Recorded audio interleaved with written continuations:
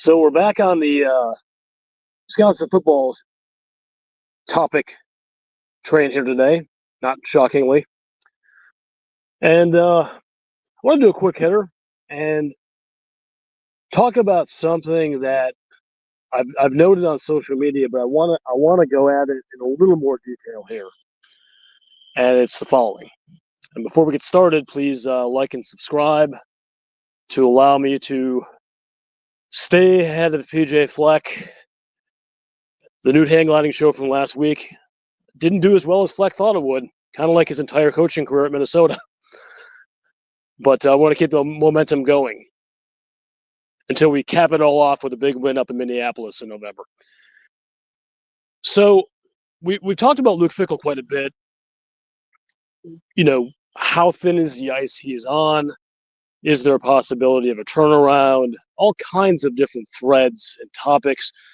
If you're a multiple episode listener of this program, you know that I've recently come to the conclusion that I don't believe that it is likely Fickell will turn this around.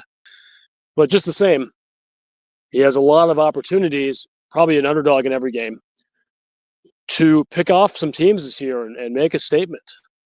Say, I'm not going to go off into the sunset here. I have some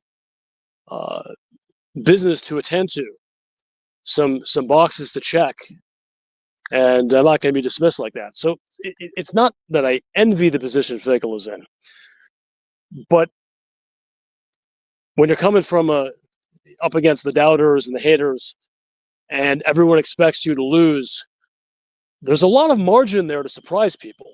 So, that is a topic for another day, another show. That's not what I'm doing here. I'm doing an examination of this phenomenon. If the Badgers just would have hired Jim Leonhard back in 2022 permanently as the head coach of this team, we'd be doing awesome right now. And the certainty with which people are approaching this, not everyone, but a lot of people, certainly a lot more that were approaching it back in 2022 at the time. I know he was a very popular pick. He was sort of the clubhouse leader, if you will. And I was okay with it. I said that. I mean, I had some reservations. Some of these things I'm going to bring up in this program, but I felt like he had earned it. And then Fickell came along and swept us all off our feet. But so let's look at an alternative universe where Jim Leonhard is made permanent in November. Probably gets a lot of familiar faces on the staff. My guess is, I think it's probably more than a guess, Sean Lewis would have been the offensive coordinator. He's now head coach out west. And, there would have been a level of stability and familiarity for sure.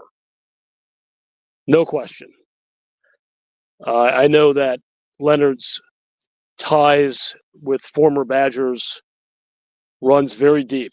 There's a tremendous amount of respect between him and a lot of guys that he coached with, that came through the program, that played for him. It would have been an extraordinarily popular choice inside the locker room. I don't think there's any question about that. But I'm going to wade into this a little bit here.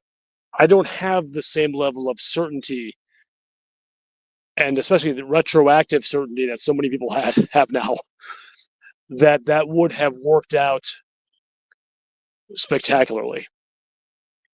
I mean, obviously the top line is nobody knows how that would have worked out for sure. It's going to be a great what if. Almost, not for sure, but for the foreseeable future, I don't see Jim Leonhard walking through that door. But let me make the case for him being successful first, and then I'll make the case where it would have been a problematic tenure. I'll do each briefly, and then at the end I'll kind of come back to what I think is more likely. Let's start with the positives. And I mentioned a couple of them already. Leonhard is an incredible defensive mind. I have no doubt in my mind that whoever he would have picked for defensive coordinator would have been a seamless system fit, and he would have overseen that defense in a strict sense. I mean, I don't know if he would have called plays, but that defense would have been great. No drop off there in terms of the play on the field. Recruiting might be another issue. And the stability, retention of players, things like that. I mean, whatever your thoughts of where the talent level was in 2022 for the Badgers, it wasn't going to be any sort of exodus. Would have kept guys in state. I presume that the in-state recruiting, that end of that 23 cycle heading forward, 24 and 25 would have been a much bigger priority for a Jim Leonhard staff. So we're going to get a couple guys there that we would not have gotten with Fickell. We did not get with Fickell. A couple of these guys that got away. So we're already in I think, a pretty good place as far as some of the fundamentals. Stability, program pride, guys who understand Wisconsin, as we're seeing now, that is important. Probably a substantial likelihood that you're going to get dudes who have a buy-in. Of course, that's probably more than somewhat dependent on wins and losses, but I feel like that would have been a likely strength. So a good defense, a Wisconsin gritty style type program with more buy-in in all likelihood that Fickell has gotten. And you have Sean Lewis coming in to run the offense. Would Sean Lewis's offense work in the Big Ten? I think so. I don't know. I mean, it was highly successful in the MAC, and it's had a little bit of ups and downs out west. And I'm not saying it's a gimmick offense. I feel like it has some fundamentals that are attractive, but it's not the air raid. I mean, you have that going for it. But I like Lewis's offensive mind, and he's a Wisconsin guy. He understands the importance of beefy, talented offensive lines and a solid running game.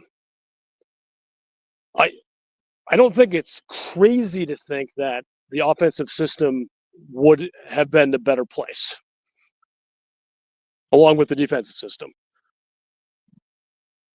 It's not crazy. I can make the argument, guys. Offense has not been a problem for Lewis. You are never going to have the 2-year feet in the mud Phil Longo stuff with this guy. Now, again, the thread running through all of this is: are you going to have the talent to be able to do these things? I think it's entirely conceivable, and this will also talk about the negatives in a minute, the worst case scenario, but it's entirely conceivable that the pedigree of talent that Jim Leonhard is bringing in, for reasons I'll get into, relating to his recruiting and things like that, are not as good as Luke Fickell's. But the counterpoint to that is Fickell's, the quality of player he's gotten and how he ranked the classes have been, it's kind of on paper stuff still. There really hasn't been a tremendous display of why these kids are good, why these 4-stars are awesome. I think Haywood would have been a good example of one. ACL, he's gone. Agard is playing as good as anyone else in the secondary. I'm not sure if that's faint praise, but he's been pretty solid for a freshman. He's been better than Holman, take for what it's worth. But, under the kind of best case Jim Leonhard scenario, to kind of summarize what I just said, your defense and the system is certainly better than the one we have. Do they have the horses? That's the only question mark. Is Leonhard good in the portal? I don't know. Is the money going to be there? Maybe, maybe not. Tough to tell. But the fundamentals of the system would have been better than Mike Tressel's. I don't think there's any question that it's a better Wisconsin defense. And it's hard to make an argument that Sean Lewis wouldn't have had a more functional Big Ten offense than what we saw with Phil Longo for 2 years. I know some of that's injury related. I know that. I get it all. Understand it. But I I don't think you have to come up with a super complex recipe now, given how mediocre or worse potentially the Wisconsin program is now, to think it could be in better shape under Jim Leonhard. And that is a little bit of a surprising place to be for some of the reasons I'm going to get into in a moment for why it may not be. But a good argument could be made. It's if nothing else, it's in better shape than it is under Fickell. If Jim Leonhard's not listening to this, but if he did, I don't think hearing me say that is going to instill a sense of pride and, hey, thanks, Scary, I really appreciate that. It's just it's kind of 3 is better than 2 kind of deal, but there were some fundamentals there potentially that I can see where you're coming from to think that there's some potential for success under Jim Leonhard. Some things I like. I think that the fans actually would have had a little more patience with Leonhard, not just because they like him better, because Jim Leonhard wouldn't have gone into his initial press conference and talked about winning national championships. Fickell wanted a big swing there in that press conference, and he's talking about winning college football playoffs, which now seems utterly preposterous in hindsight. I don't think Jim Leonhard's style would have been doing that. That's not his thing. Kind of speaks, he's an affable guy, but he kind of speaks with his actions. I do think there's at least a colorable argument that Leonhard would have been more successful. Again, yes, I know the bar's not high, but you can see a scenario where there's some success there, or at least a guy who gets to bowl games, and a guy who can win a couple Big Ten games, which we may or may not do this year. Okay, I'm gonna take that hat off and put the other hat on, the one that gave me some pause in the intervening time since Fickell was hired about those people insisting that Jim Leonhard would have been highly successful. And again, this is not just Jim Leonhard stuff. I'm making the counter argument. So stay with me. One, this is a big one, guys. No head coaching experience. 3 years later, still no head coaching experience. It wasn't like, and it could have been because it was his dream job he missed out on, but it wasn't like Leonhard missed out on the Wisconsin job and then kept his hat in there. He was a grad assistant of some sort, not a grad assistant, but like an analyst for 1 year, I think, for Illinois. And then he's been a defensive backs coach in the NFL, and a really good one. And he could probably have his pick of the litter as a DC several different places. But there's nothing that says, oh yeah, head coach. Nothing. And I know he was quote unquote coach in waiting. I'm not sure if that was the actual plan or that's just something that the fans kind of preconceived and presumed. I know obviously him getting the interim tag made a lot of sense to see what he can do, and had some ups and downs. There were some things I really liked about it, what he did. And those look like Badger teams. But he also dropped the game to Minnesota at home his last. I think that was, I don't know if they would have hired Fickell anyway, but that was made it easier. Guy's not a recruiter. Not a recruiter, guys. I mean, I'm not saying you have to be a recruiter as a head coach, but he's the main salesman of the program, especially in the NIL transfer portal era. Say what you will about Luke Fickell as a coach. He definitely at least plays the role of the CEO. Maybe too much of that, not enough coaching. But I wonder how Jimmy would have handled that. I don't see a lot of acumen there. I don't see it. He sells by being a good coach and having good relationships with his players, not by being the guy making cool videos, or not that you have to make a video to be a good leader. But you get what I'm saying. There is making Wisconsin look attractive, building those relationships, and just straight up, period, point blank, he was not a great recruiter with the Badgers, as a fact. Really freaking good coach, not a really good recruiter. Yes, you can build your staff to be good at that, but I kind of feel like you need to be a closer. And was Jim Leonhard going to be a recruiting closer? I don't think so, guys. I just don't think so. Would have been hanging around Wisconsin a lot more and got some of those big beefy guys that y'all like, some of those walk-ons.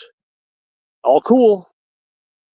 Is that guy going to go and close down a 4-star defensive lineman? I don't know. Don't know. So those are some pretty fundamental things. You know, the recruiting is super important. Being an effective CEO type leader in the NIL portal era is pretty important too. And having head coaching experience is a third thing. These are some of the very reasons why I've sort of pushed back on the people who are saying, oh, Jim would have been a slam dunk. We got to go beg for Jim Leonhard to be a coach. I don't think that's an easy call, guys. I think, as you're seeing, I mean, I made the case for him, but I can make the case against him too. And both can be right. Both can be wrong. But this just wasn't a real head coach guy. And also adding to that, it's such a unique type of head coach you need to be now that is in opposite to what he brings to the table. And then no experience. That, if you're a betting man or woman, and you know the funding issues, especially seeing how low we are in NIL compared to some other places, the good money, to be brutally honest, is probably on having a cap on how successful Leonhard would have been in this era. It sounds mean, because I like this dude. He's a super talented coach. He forgets more about coaching defense than a lot of DCs know in their whole, maybe even Wisconsin DCs have known their whole career. But I'm not going to jerry rig the truth to make people feel better, or to build the argument for why Luke Fickell shouldn't have been hired, or why Luke Fickell shouldn't have been there. I can say that I have seen enough with Luke Fickell, and also say that in November of 2022, if you're picking between a guy less than one calendar year removed from the National Coach of the Year and the College Football Playoff, one of the most highly sought after coaches on the market, that you would have picked Jim Leonhard with no head coaching experience, as great a guy as he is and as awesome as he is as a defensive coordinator, over Luke Fickell. Nope. I don't think Barry Evers would have said do that. And if we're being real, the vast majority of you listening would not have either. Doesn't mean it wouldn't have been the right decision to go with Leonhard, because God knows the bar is low. But going back to my initial argument, I can make the case for why he should have been hired, that he would have done well. I can make a very compelling case for why it would not have been great with him either. And kind of where I come down on this is I don't have strong feelings about either one, other than it was going to be extremely challenging given where the state of the Wisconsin football program was and the talent being down in late 2022 to have a winning program right now with Jim Leonhard. Maybe with a lot of coaches. But it was not ideally suited for Jim Leonhard's unique situation. There would have been some pride, and I think some real tough, hard-nosed playing, probably some wins. But I'm not convinced that the record would be much better than Fickell's. Maybe the direction of the program would be trending up at this point. That's very possible. And maybe you take that bet right now. Maybe you say, I sight unseen, let's drop Leonhard back in there in late 22, and we wake up in late September of 25, and you just roll with that, whatever it is. I'm not sure I wouldn't take that. I probably would. But I am going to check myself if I start saying anything like, we need to beg Jim Leonhard to come here, or Jim Leonhard would have been an unqualified success had he been hired instead of Luke Fickell. Besides going against what most of y'all said you wanted at the time, there just, in my opinion, is not compelling evidence that he would have been successful at Wisconsin as a head coach in this unique era, given the situation, given how down the team was in 22. There's some real good vibes that he would have brought. And as I made the case earlier, it's possible things would have been really, really fine. I said they might have a better offense and defense right now if Jim Leonhard was the head coach. I said that. So that's a pretty good start. But there are too many other issues to make it seem like a certainty in any way. But I'd love to hear comments on this because I know there's going to be some strong feelings. But when you do so, when you do comment, all I ask is you be real with yourself as to what you were doing and thinking in late November of 22, and not do the, like so many people are now, the know-it-all thing that we knew Fickell was wrong and we knew Leonhard was right, because that's a bunch of malarkey. Anyway, thanks for listening, and Scary Alvarez is out.